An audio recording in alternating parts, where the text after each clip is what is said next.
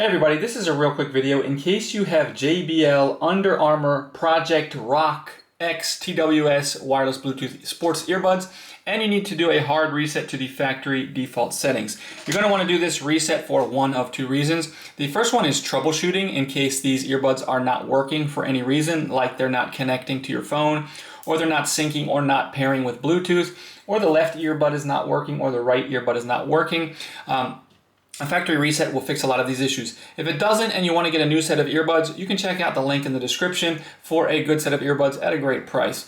The second reason you might want to do this is if for whatever reason you just want to delete the pairing history, clear all the settings out so that you can set these up basically like they're new coming out of the box. We can go ahead and do that really easily. We just need to put the earbuds in the case as shown here. Make sure they are charging, but the case is still open.